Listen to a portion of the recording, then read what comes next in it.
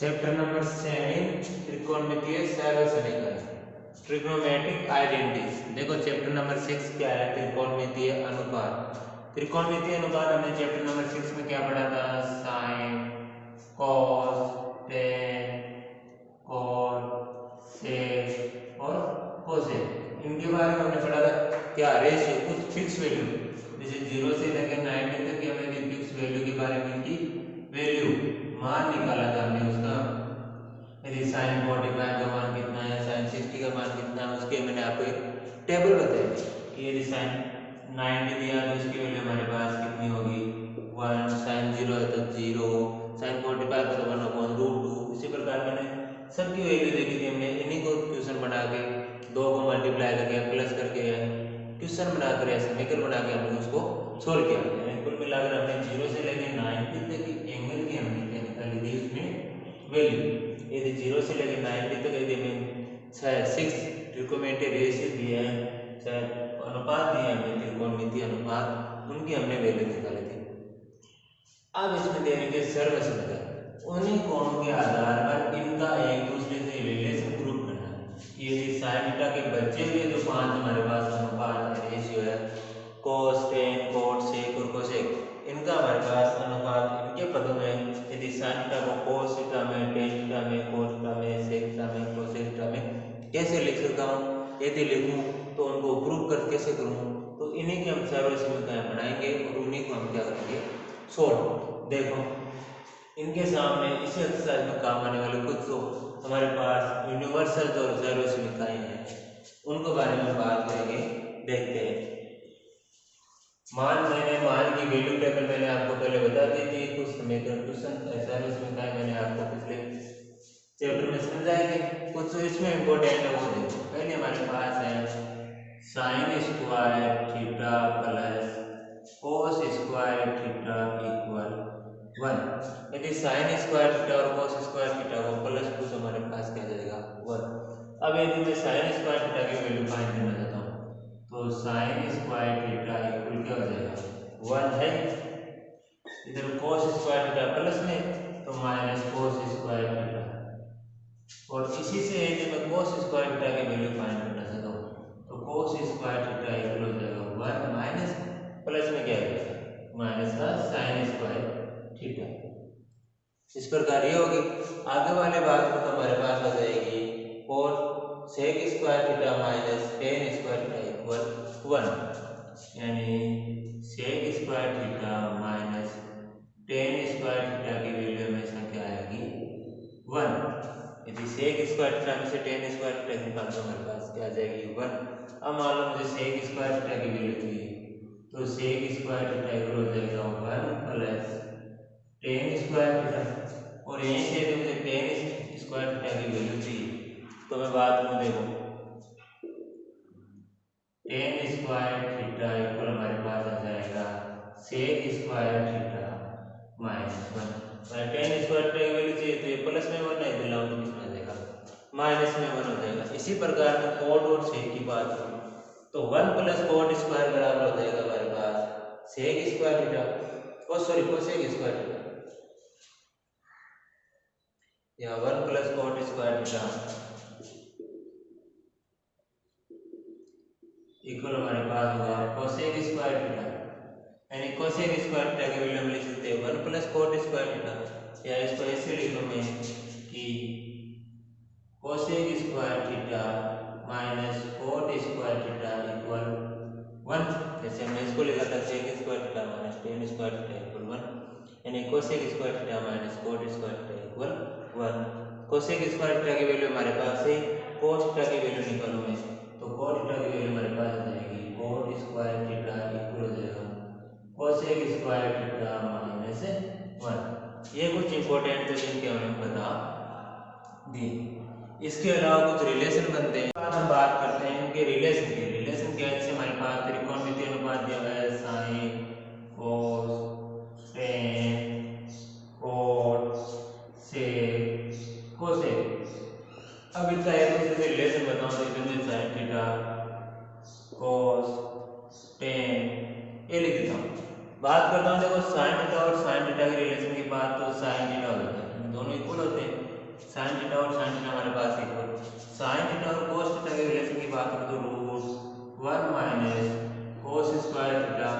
इसी प्रकार cos theta और साइन थीटा की बात करें तो root 1 minus sine square theta. Cos theta और कोस थीटा की बात करें तो हमारे पास क्या जाएगा कोस थीटा। अब इनको मैं कंप्यूटर स्क्रीन के द्वारा पूरी टेबल को समझाता हूँ। आगे है साइन थीटा और टेन थीटा। तो साइन थीटा और टेन थीटा के बीच में रिलेशन है हमारे पास tan theta upon root 1 minus tan square theta. Sine theta और कोट थीटा के बीच में हमारे पास रिलेशन है 1 upon root 1 plus cot square theta. Sine theta और सेक थीटा के बीच हमारे पास रिलेशन है root sec square theta minus 1 upon cot theta. Cosec theta और साइन थीटा के बीच में हमारे पास रिलेशन है 1 अपॉन कोसेक थीटा। ये दिया है कि साइन थीटा की वैल्यू हमें इन 5 के पदों के रूप में लिखनी हो तो हम इसको किसी भी रूप में लिख सकते हैं। फिर बात करते हैं कोस थीटा के रिलेशन। तो कोस थीटा और साइन थीटा का रिलेशन है root 1 minus sine square theta. Cos theta और कोस थीटा का रिलेशन हमारे पास कोस थीटा। फिर कोस थीटा और टेन थीटा का रिलेशन हमारे पास है 1 upon root 1 plus tan square theta.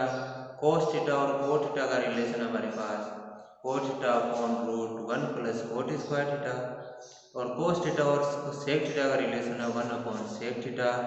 Cos theta और कोसेक थीटा का रिलेशन है हमारे पास root cosec square theta minus 1 upon cosec theta. Tan theta और की बात करूँ आगे तो टेन थीटा और साइन थीटा के रिलेशन है हमारे पास sine theta upon root 1 minus sine square theta. फिर टेन थीटा और कोस थीटा का रिलेशन हमारे पास root 1 minus cosec square theta upon cos theta. फिर टेन थीटा और टेन थीटा का टेन थीटा हो गया। टेन थीटा और कोट थीटा का रिलेशन हमारे पास 1 upon cot theta. Tan theta और सेक थीटा का रिलेशन हमारे पास root sec square theta minus 1। और टेन थीटा और कोसेक थीटा का रिलेशन हमारे पास 1 upon root cosec square theta minus 1। Cot theta की बात करूँ आगे तो कोट थीटा और साइन थीटा का रिलेशन हमारे पास root 1 minus sine square theta upon sine theta.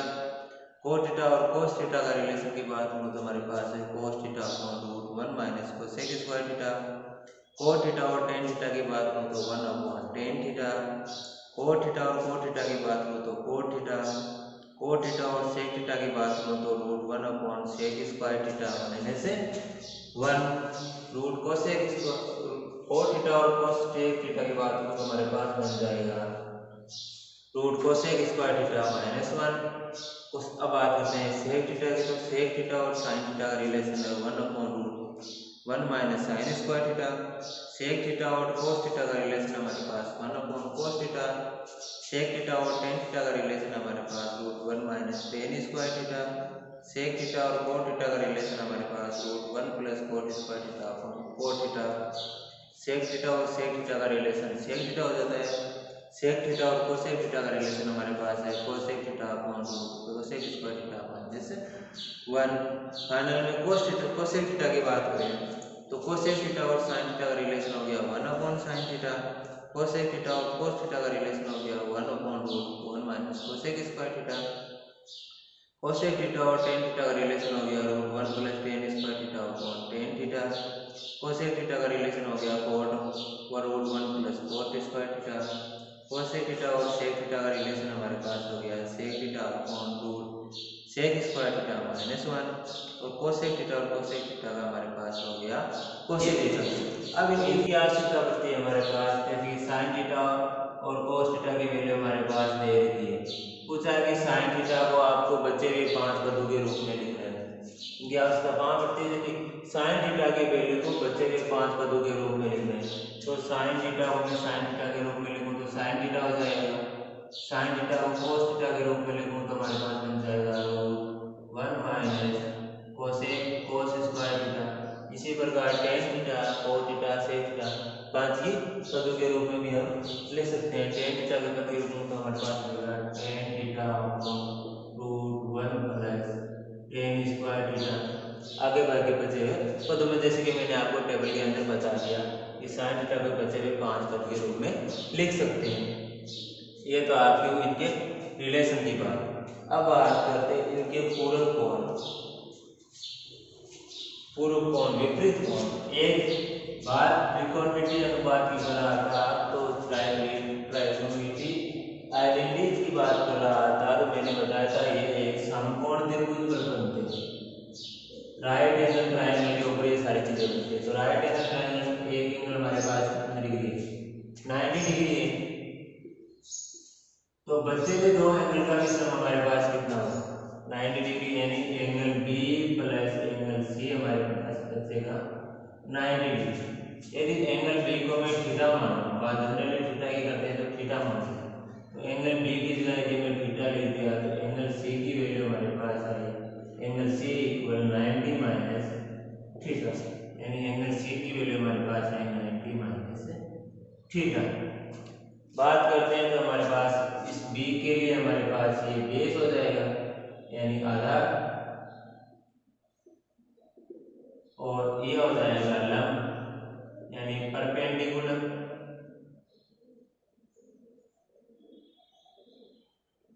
Angle B की बात है तो ये हो जाएगा हाइपोटेन्यूस यानी करंट। जो फिक्स रहना चाहिए, बी की बात हो या सी की बात, क्योंकि 90 डिग्री के सामने वाली साइड क्या होती है, हमेशा करंट हाइपोटेन्यूस होती है। अब 90 माइनस थीटा, इनके बीच में भी कुछ हमारे पास रिलेशन होते हैं, और रिलेशन कुछ संबंधों को बात करते हैं। तो हमारे पास देखते हैं कि साइन थीटा इक्वल क्या होता है, साइन थीटा इक्वल लंब बटा करंट, लंब यानी परपेंडिकुलर अपॉन हाइपोटेन्यूस। तो हमारे पास परपेंडिकुलर क्या है, एंगल बी की बात है, थीटा यानी एंगल बी, थीटा कौन सा बी, तो हमारे पास दिया हुआ है साइन थीटा यानी एंगल बी। एंगल बी के लिए परपेंडिकुलर लंब कौन सा है, एसी, यानी एसी अपॉन करंट यानी हाइपोटेन्यूस क्या होगा, बीसी। अब बात करता हूं मैं cos थीटा की। cos थीटा इक्वल क्या होता है, बेस अपॉन हाइपोटेन्यूस, बेस यानी आधार बटा करंट, बेस क्या हो गया एबी अपॉन करंट क्या हो गया हमारे पास बीसी। बात करूं tan थीटा की, tan थीटा क्या होता है, लंब बटा आधार, लंब यानी परपेंडिकुलर, परपेंडिकुलर क्या हमारे पास एसी, आधार क्या है बेस क्या है एबी। इसी प्रकार में बात करूं cot थीटा की, cot थीटा क्या हो गया हमारे पास आधार बटा लंब, आधार हमारे पास क्या है ए बी, लंब क्या है हमारे पास ए सी। sec थीटा की बात करूं तो sec थीटा हमारे पास क्या होगा, करंट बटा आधार, करंट क्या है बी सी, आधार क्या है ए बी। और इसी प्रकार में sec थीटा की बात करूं, सॉरी cosec थीटा की बात करूं तो cosec थीटा इक्वल हमारे पास क्या होगा, करंट बटा लंब, करंट हाइपोटेन्यूस क्या है बीसी बटा लंब एसी। ये तो थी थीटा की यानी एंगल बी की। अब बात करूं मैं इसके एंगल सी यानी 90 माइनस थीटा की बात करूं तो 90 माइनस थीटा की बात करूं तो हमारे पास बचेगा, देखो साइन सी, और सी की वैल्यू हमारे पास क्या है 90 माइनस थीटा, और यहाँ पे एंगल बी, एंगल बी की वैल्यू हमारे पास क्या है थीटा, और एंगल सी की वैल्यू हमारे पास क्या है 90 माइनस थीटा। तो यह हो जाएगा साइन 90 माइनस थीटा, वही हमारे पास क्या। अब इसके लिए क्या बन जाएगा, इसके लिए बन जाएगा ये आधार यानी बेस, और ये बन जाएगा इसके लिए परपेंडिकुलर यानी लंब, ऑपोजिट हो जाएगा। आप देखो हमारे पास क्या है साइन थीटा बराबर क्या था लंब बटा करंट, यानी लंब हमारे पास ये बना A B, perpendicular A B upon current क्या है बी सी, वो तो सेम ही रहेगा। इसी प्रकार में बात करूं cos थीटा की, cos 90 minus theta, cos theta equal क्या होता है आधार बटा करंट, आधार क्या होगा ए सी अपॉन करंट B C, base upon hypotenuse AC upon BC। बात करो tan 90 माइनस थीटा की, tan C की बात करो तो tan C क्या है 90 से माइनस थीटा, तो sin tan थीटा क्या होता है लंब बटा आधार, लंब यानी परपेंडिकुलर अपॉन बेस, बेस हमारे क्या AC यानी AB अपॉन AC, AB अपॉन AC। परपेंडिकुलर एंगल बी के लिए तो ये हुआ ना, ए बी परपेंडिकुलर और ए सी क्या होगा बेस। ठीक है, अब बात करता हूँ कोट थीटा की। Cot 19 minus theta, cot 19 minus theta क्या हो गया, वही हो गया हमारे पास आधार बटा लंब, आधार यानी बेस ए सी अपॉन लंब यानी ए बी, यानी ए सी अपॉन ए बी भाग सेक थीटा, सेक 19 थीटा की बात करूँ तो सेक 19 करंट अपॉन आधार, करंट यानी हाइपोटेन्स, हाइपोटेन्स हमारे पास क्या है बीसी, आधार, आधार यानी बेस, बेस क्या है हमारे पास एसी। बात करूं कोसेक थीटा की, cosec 19 minus theta, cosec theta क्या होता है हमारे पास करंट बटा लंब, करंट यानी हाइपोटेन्स, हाइपोटेन्स हमारे पास क्या है बीसी बटा लंब, लंब यानी परपेंडिकुलर एबी एंगल बीसी के लिए। अब देखो हमने एक साइन थीटा यानी एंगल थीटा और एक 90 माइनस, ये एक दूसरे के पूरक कोण होते हैं, एक दूसरे के पूरक यानी ये थीटा इन दोनों का सम पूरक कोण क्या होता है ऐसे एंगल जिनका सम हमेशा कितना हो 90 डिग्री, तो एंगल बी और सी कितना हो 90 डिग्री। हम इन दो एक दूसरे को इक्वल रख सकते हैं। देखो साइन थीटा इक्वल हमारे पास क्या आया ए सी अपॉन बी सी, तो यहाँ पर भी हमारे पास एक आया है कि ए सी अपॉन बी सी, यानी sine theta equal A C upon B सी और कोस 19 माइनस थीटा माइनस ए सी अपॉन बी सी, यानी इन दोनों की वैल्यू हमारे पास सेम रहेगी। बीच वाला डायग्राम में इरेज कर दो, यहाँ इसको यहाँ लिख दो, यानी साइन थीटा इक्वल हमारे पास क्या आया कोस 19 माइनस थीटा, कोस 19 माइनस थीटा, यदि यहाँ पे दिया है कोस 19 माइनस थीटा तो उसकी जगह साइन थीटा हम लिख सकते हैं, थीटा जो लास्ट वाली वैल्यू होगी वही क्या आ जाएगी साइन थीटा की वैल्यू हमारे पास। आगे बात cos theta equal B C upon A B upon B C, तो A B upon B C equal क्या हमारे पास साइन 90 माइनस थीटा, यानी कोस थीटा इक्वल हमारे पास आ गया साइन 19 माइनस थीटा। यदि कहीं साइन 19 माइनस थीटा दे रखा है तो हम कोस थीटा रख देंगे, थीटा की वैल्यू 19 में जो माइनस करते हैं वो वैल्यू आ जाएगी हमारे पास, तो यानी sine theta equal cos 19 minus theta और cos theta equal sine 19 minus theta, इनकी जगह एक दूसरे की जगह अपोजिट वैल्यू रख सकते हैं। आगे बात करते हैं टेन थीटा, तो tan theta equal A C upon A B, तो यहाँ पे A C upon A B किसकी वैल्यू है कोट 19 माइनस थीटा, यानी टेन थीटा की वैल्यू मैंने रख दी कोट 19 माइनस थीटा। ऐसी डायग्राम इसी त्रिभुज और इसी रेक्टेंगल से ट्रायंगल से मैंने इसको बताया, इसी से निकाला, अब निकाल सकते हैं। कोट थीटा की बात करूं तो कोट थीटा की वैल्यू हमारे पास है कि ए बी अपॉन ए सी, तो हमारे पास क्या है कि ए बी अपॉन ए सी किसकी वैल्यू दे रखी है टेन 19 माइनस थीटा, यानी कोट थीटा इक्वल लिख सकता हूं मैं टेन 19 माइनस थीटा। ठीक है, यानी sine theta equal cos 19 minus theta, cos theta equal sine 19 minus theta, tan theta equal cot 19 minus theta और cot theta equal tan 19 minus theta. अब बात करते हैं आगे सेक थीटा, तो सेक थीटा की वैल्यू दे रखी है हमें BC अपॉन AB, तो BC अपॉन AB किसकी वैल्यू है कोसेक 90 माइनस थीटा, यानी मैं लिख सकता हूँ sec theta equal cosec 90 minus theta. यदि कहीं कोसेक 90 माइनस थीटा आगे क्वेश्चन करेंगे तो उसमें समझ में आ जाएगा, दिया तो उसकी जगह हम सेक थीटा लिख सकते हैं। लास्ट में बचा हमारे पास cosec theta equal BC upon AC, तो cosec 90 minus BC upon AC, यानी हम लिख सकते हैं cosec theta equal sec 90 minus theta. ये तो है एक दूसरे के पूरक कोण, ऑपोजिट कोण, यानी उनके कोण जिनका सम कितना होगा 90 डिग्री, यानी ऐसे दो कोण जिनका सम हमेशा कितना होता है 90 डिग्री पूरक कोण कहलाता है। तो साइन थीटा इक्वल कोस 90 माइनस थीटा, यदि कहीं यह दिखाया गया है कि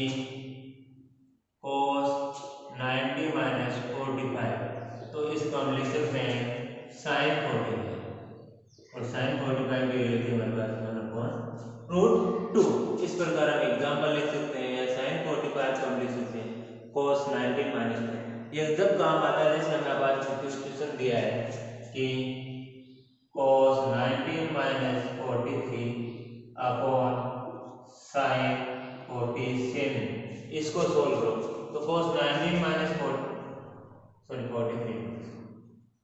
cos 19 माइनस 43 अपॉन sin 43, तो cos 19 माइनस 43 को लिख सकता हूँ मैं sin 43 अपॉन इसको लिख सकता हूँ मैं sin 43, तो sin 43 से sin 43 कैंसिल होकर हमारे पास क्या बच गया 1। इस जगह हमारे पास ये वाले एंगल हमारे पास कॉमन है। यह तो है 7th चैप्टर ट्रिकोमेट्री आइडेंटिटीज की कुछ आइडेंटिटीज कुछ सरल समीकरण। अब देखते हैं हम अगले वाले क्वेश्चन।